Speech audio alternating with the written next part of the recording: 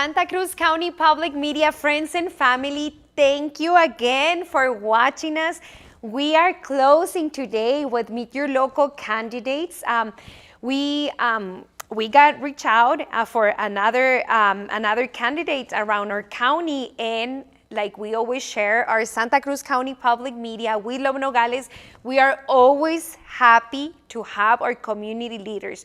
We believe that we can make a great area to live, a great area to share amazing work that our community leaders are working on and what they're doing. So today I have the pleasure of welcome to our We Love Nogales studio to Gregory Benoist. He is running for District 2 for supervisor as a write-in candidate. I think we should highlight that part because at the moment we are receiving our ballots, which is almost time. We are hoping that all Santa Cruz County, it's outside voting early or voting in person because it's already time, November 5th. It's like next week. Yeah, Tuesday. So welcome, Gregory.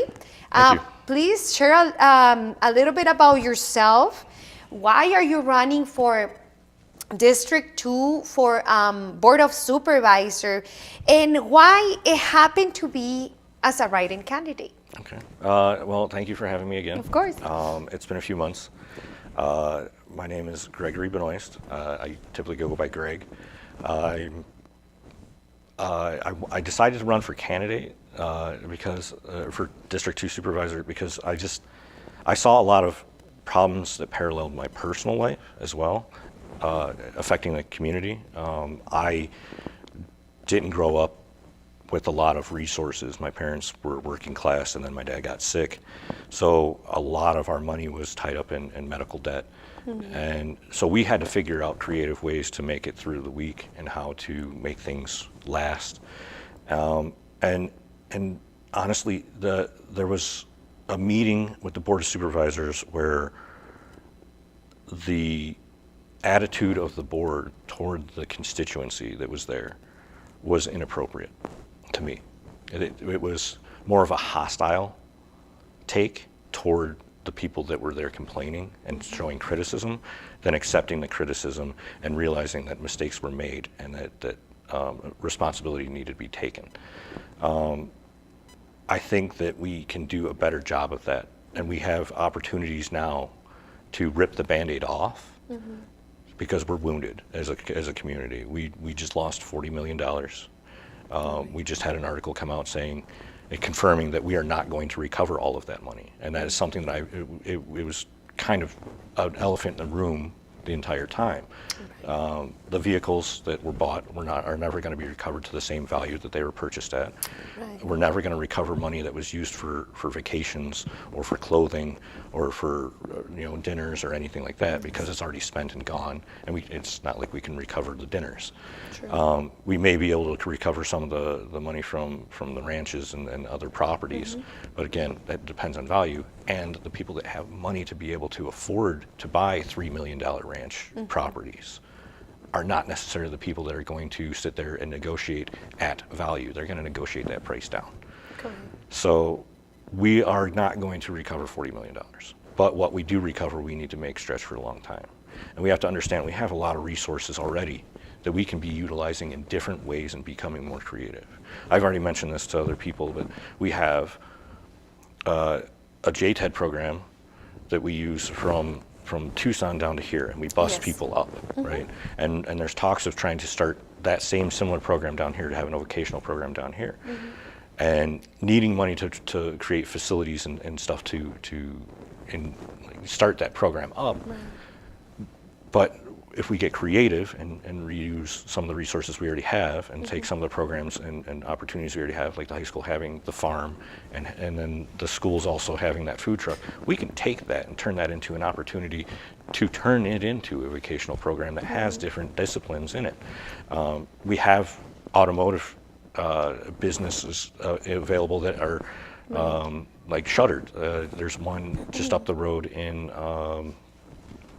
just north of Palo Parado, up on Pendleton. Yes. and it's shuttered down. It has a private property sign. But if we approached that person and maybe acquired that building, rehab that building into being a garage, you could have an automotive program, or getting skilled trades out there is a good idea. I'm all for it. I'm also for union jobs, but I'd like to see people that can fend for themselves and not have to go and interview for a job to get a paycheck. Because if they can fend for themselves, they can make a living here or anywhere, not just where the jobs are at. I see. Thank you, and thank you for sharing. I know we've seen you around District 2. You were doing, sometimes you're covering events, taking pictures. Yes. But we also saw you, and I think we're gonna share some images as well, going around in our community, picking up trash, but at the same time, connecting with others, sharing all that information, sharing all those ideas. So tell us a little bit about yourself as well, so we can, Sorry. My dad kind of instilled the volunteering into me as a child. I was voluntold a lot. We did the pancake breakfast, and I actually made a comment. I think your husband actually saw my comment that this was one of that pancake breakfast that they just recently, the fire department just had. It was the first pancake breakfast I attended where I was not helping, which was kind of odd for me. I'm usually the either a gopher or like taking care of the sausage or something, right? So it was really interesting being on the guest side of things. And then the pictures I sent to you, two of those events were from Santa Cruz County Shining. They're a local nonprofit. They do regular cleanup events, and they're working with the county to try and do a semi-annual event, which would be really nice. But they are dedicated to cleaning up Santa Cruz County and trash pickup, and so I go out to their events whenever I can if I don't already have some like higher priority going on. I was at the Tumacacori National Park, and then also at the Frontage Road cleanup. Jesus Juarez and I were on the same team on that on the Frontage Road, and then another event for cleanup was run by Rio Rico Sanitation and other community members, where we cleaned up the Frontage Road from Rio Rico Drive just up to Circular Mercado.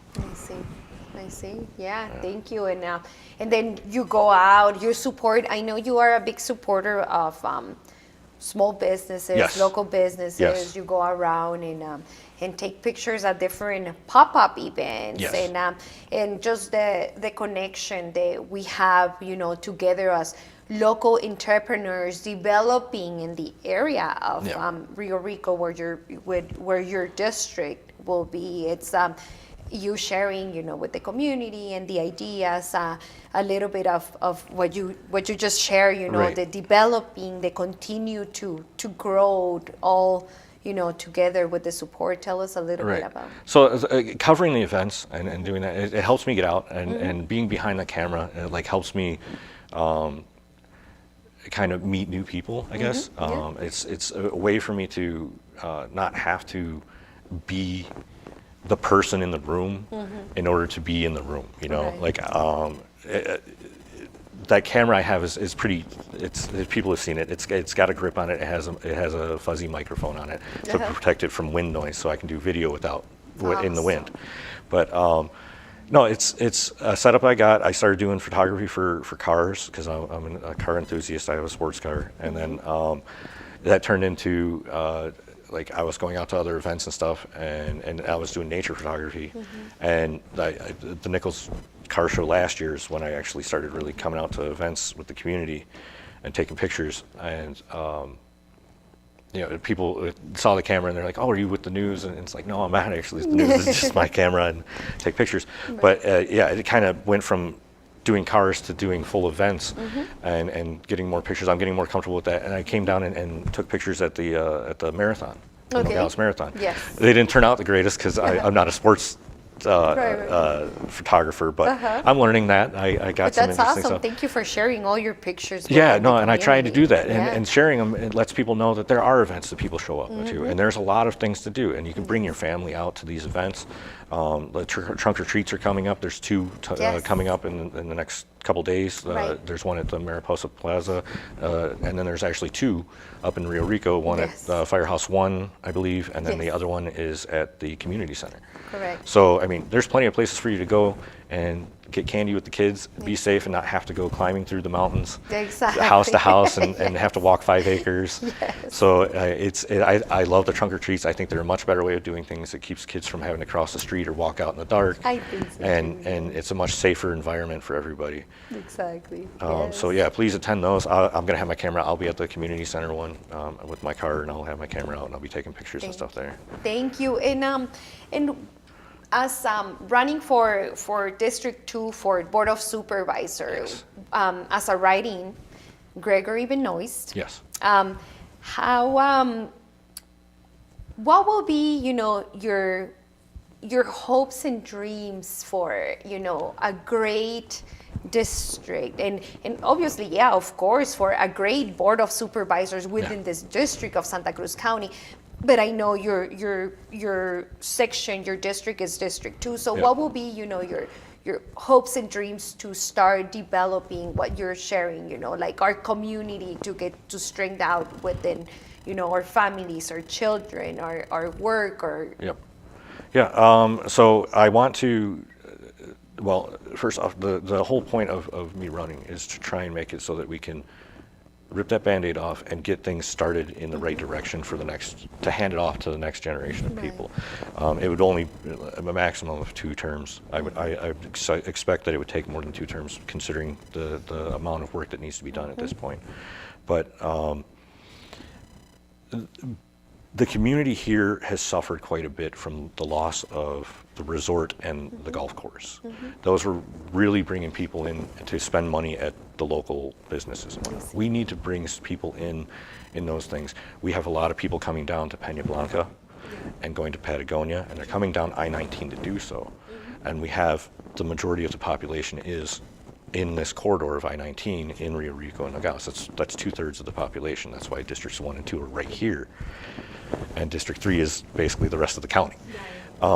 So we have an opportunity to take the I-19 corridor and allow local businesses to grow, not just place in big names to bring in people off of the street, but actually get advertising out there for the local businesses so that people know that they exist. Like making sure that they are available online, making sure that they are connected. And part of bringing the technology down is going to help with that. When we have the fiber lines run down right now, there's negotiations with an ISP coming down from Tucson to finish the fiber run so that we have better internet services down here, because our backbone is getting overloaded. And you can feel it after everybody's home from work and from school.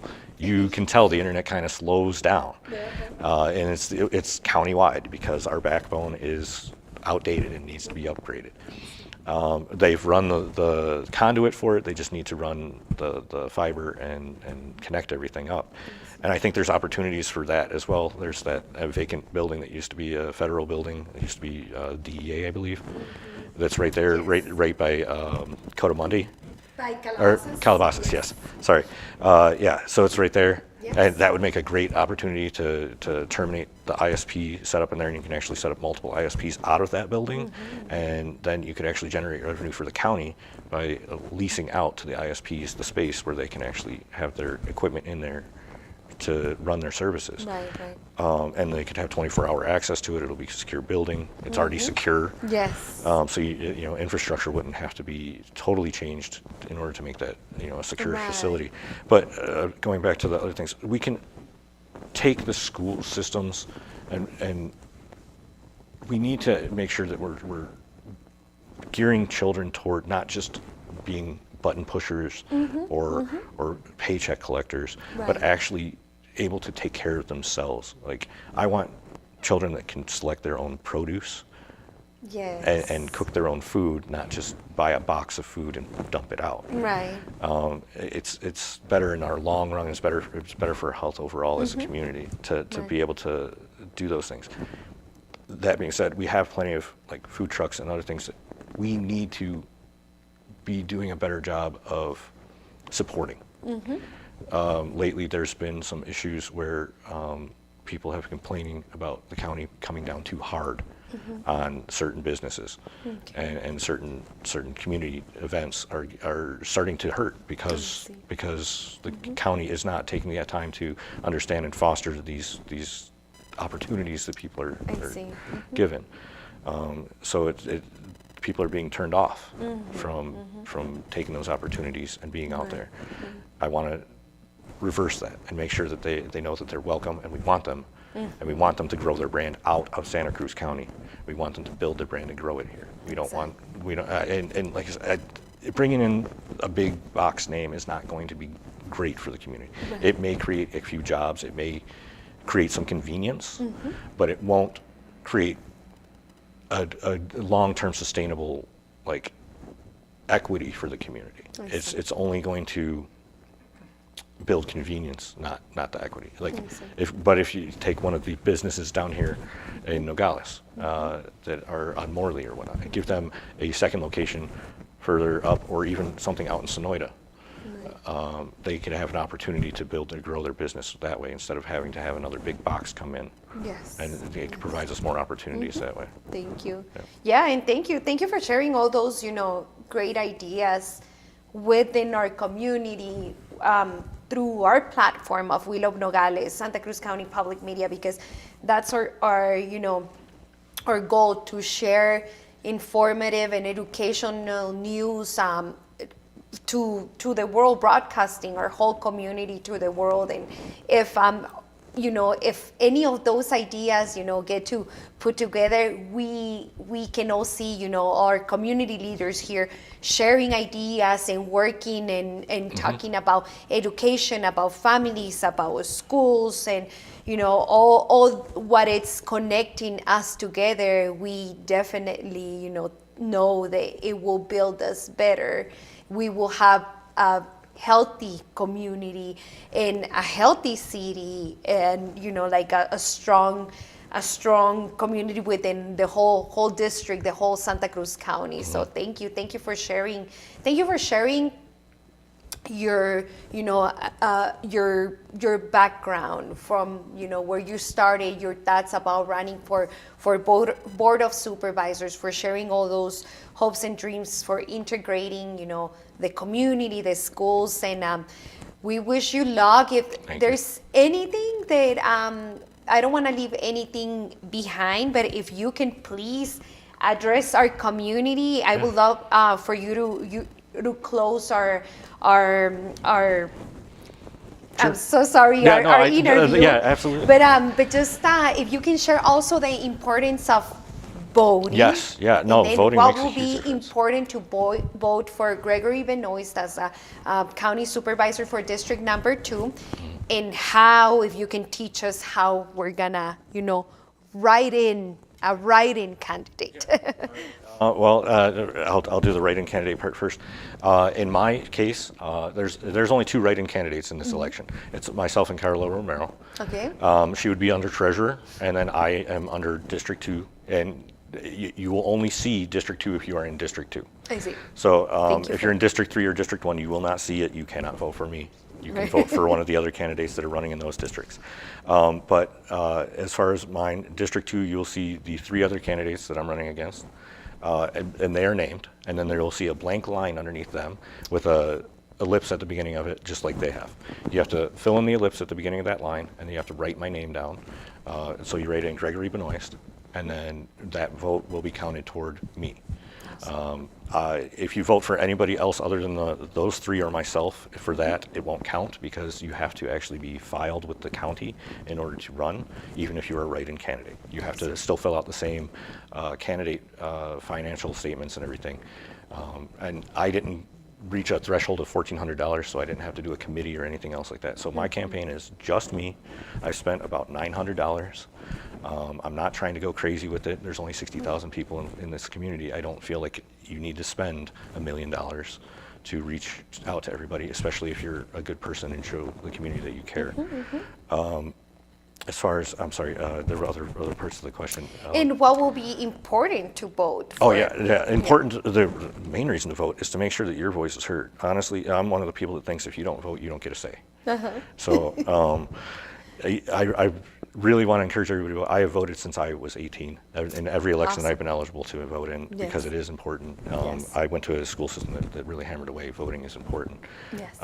And it does determine the way things go. If you want your community to go a certain way, you have to get out and vote, because the leadership that is voted in, the representatives that you vote in to represent the community, are the ones that you're voting for. And if you vote for the wrong candidate or the person that doesn't have the best interest of the community at heart, it gets in, it's not going to go the way the community wants. True. Youth need to vote. Honestly, that is one of the biggest things right now. Is if the youth can swing. Right now we're in the middle of like the boomer generation losing their majority to the next two generations, and the third generation is becoming a voting age now. So those three younger generations of millennial, Gen X, and Alpha combined can make decisions and influence the way the election goes and trade up for their future instead of what the past wants to have as the future. I think it's time for millennial and Alpha to step up and start taking on roles, because the people that are making decisions now are not going to see all the effects of the decisions they are making today, and we are. So should be the ones making decisions that we're going to be feeling in 20 years.